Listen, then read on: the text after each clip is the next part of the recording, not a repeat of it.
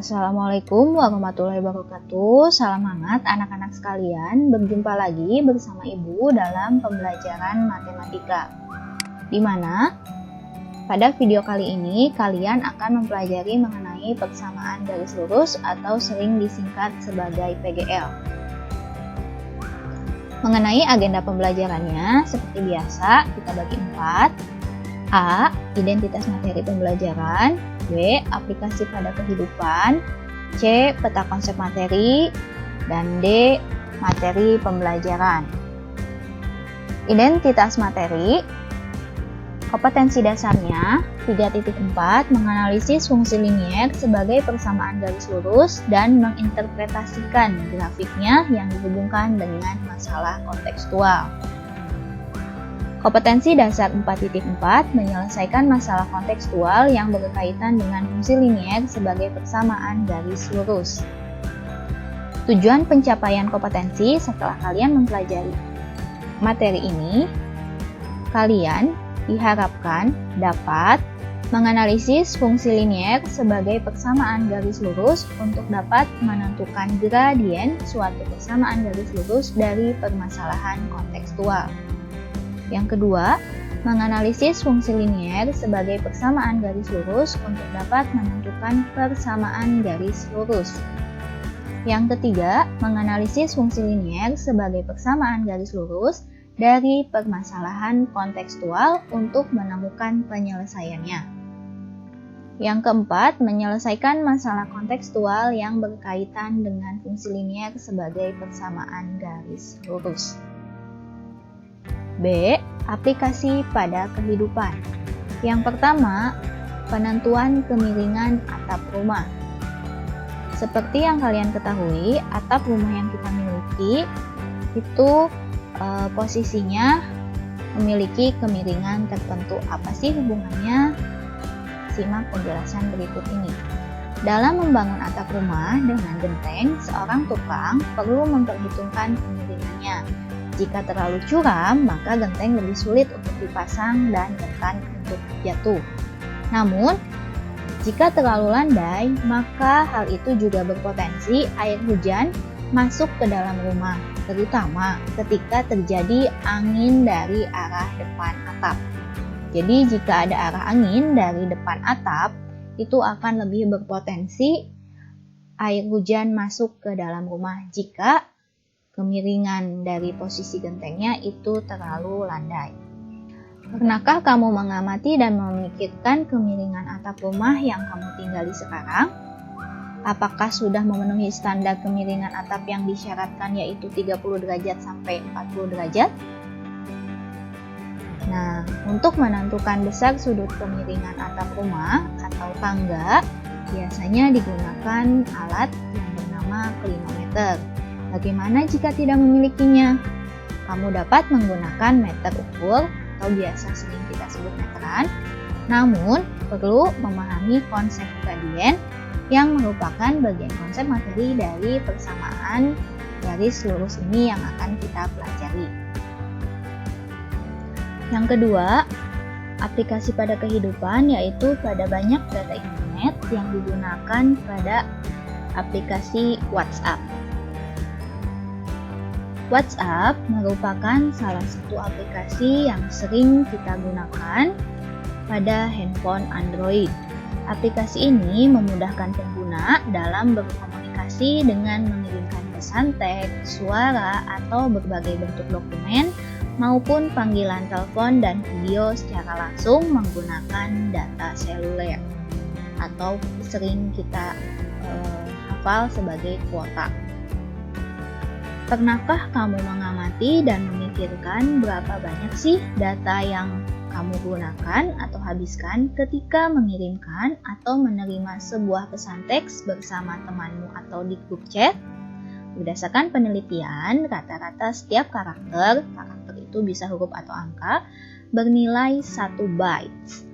Sehingga setiap 100 kilobyte atau 0,1 megabyte kamu bisa menerima atau berkirim pesan sebanyak 1000 karakter.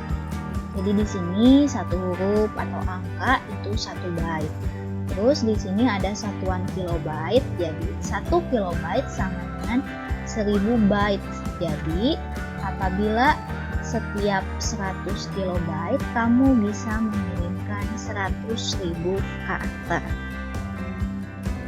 Semakin banyak pesan yang kita kirimkan atau terima, maka semakin banyak pula kuota data yang kita gunakan. Banyak kuota data dengan banyak karakter yang digunakan ini bersifat linier dan berbentuk garis lurus yang menanjak apabila digambarkan dalam bidang koordinat kartesius. Bersifat linier dan bentuk garis lurus tersebut merupakan bagian dari konsep materi persamaan garis lurus ini. Menarik bukan? Semoga kamu menjadi semangat dalam mempelajari materi ini. Untuk peta konsep materinya, Ibu bagi menjadi 6 materi. Yang pertama, kita akan membahas bentuk umum persamaan garis lurus. Yang kedua, grafik persamaan garis lurus. Yang ketiga adalah gradien, bilangan. Yang empat, kedudukan dua buah garis. Yang kelima, menentukan persamaan garis. Dan yang keenam terakhir adalah menyelesaikan masalah persamaan garis. Jadi untuk selanjutnya persamaan garis lurus kita sebut sebagai persamaan garis. Materi pembelajaran yang pertama, kita akan membahas mengenai bentuk umum persamaan garis. Sebelumnya ada materi pendahuluan dulu, artinya kita akan mengingat materi yang sudah kita pelajari di pertemuan-pertemuan sebelumnya. Beberapa contoh bentuk garis. Di sini Ibu memiliki 3 buah garis, garis warna hijau, garis warna merah, dan garis warna ungu. Jadi untuk garis itu posisinya bebas, bisa miring ke kanan, ke kiri, atau lurus sejajar dengan sumbu X atau sumbu Y. Kita akan mengambil sebuah garis yang warna ungu atau violet saja, dan akan memperhatikan titik-titik yang terletak pada garis ini. Apabila kita perhatikan, garis ungu ini melewati banyak titik. Di sini melewati, di sini melewati, di sini juga melewati. Namun di sini Ibu hanya mengambil 3 titik saja. Untuk titik yang pertama, titik yang ini koordinatnya -2, -3. Ingat, untuk menentukan koordinat titik, kita lihat angka di sumbu X, kemudian angka di sumbu Y.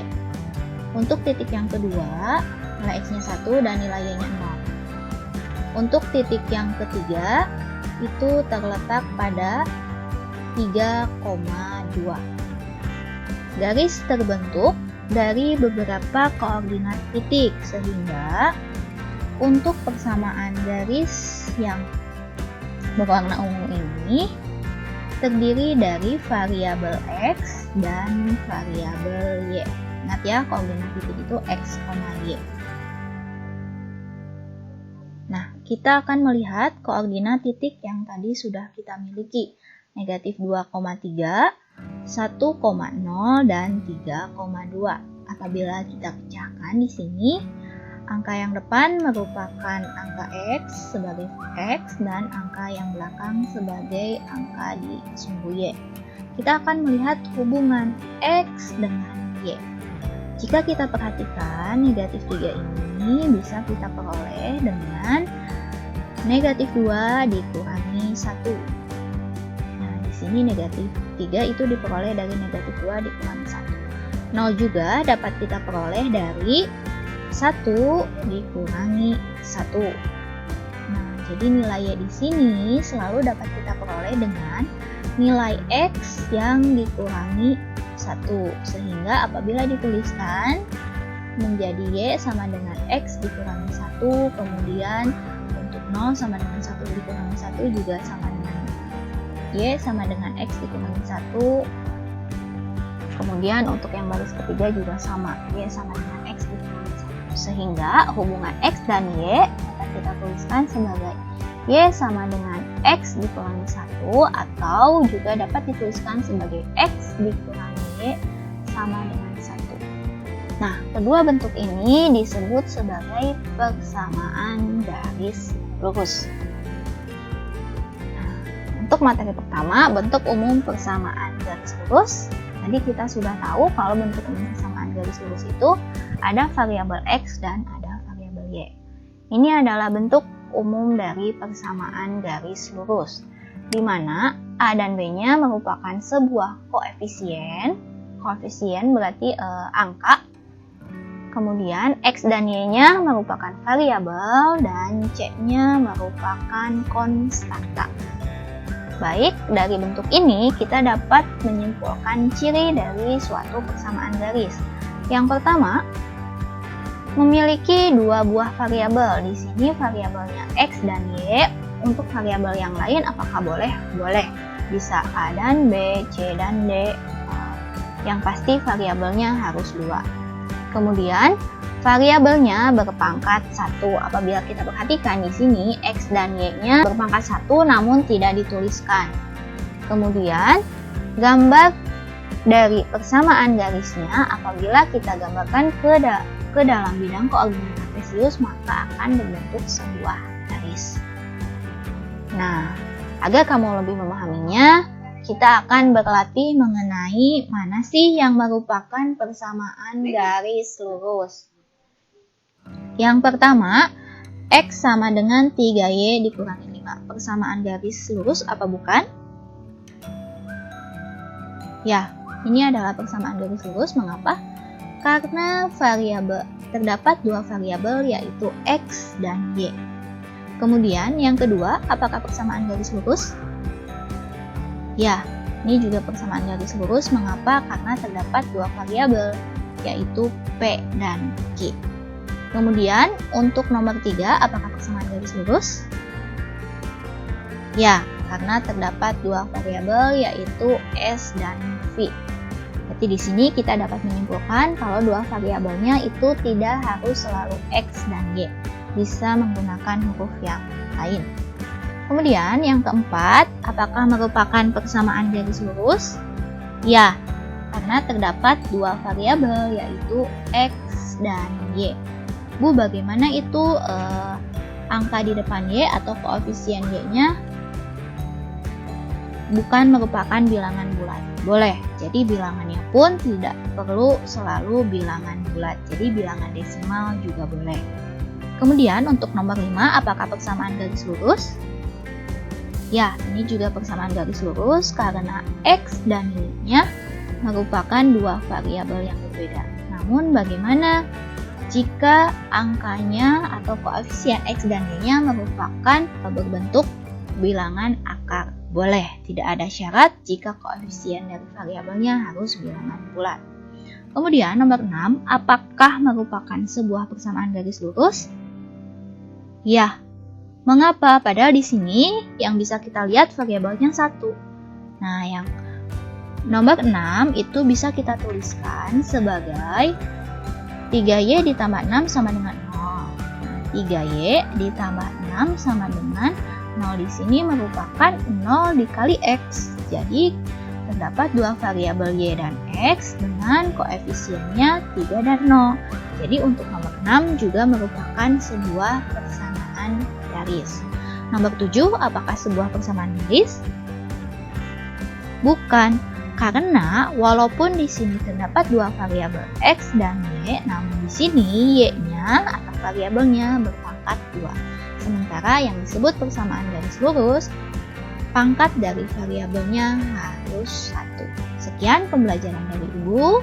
Silakan catat hal-hal yang pentingnya dan jangan lupa mengisi absensi kehadiran yang Ibu berikan. Assalamualaikum warahmatullahi wabarakatuh. Tetap jaga kesehatan.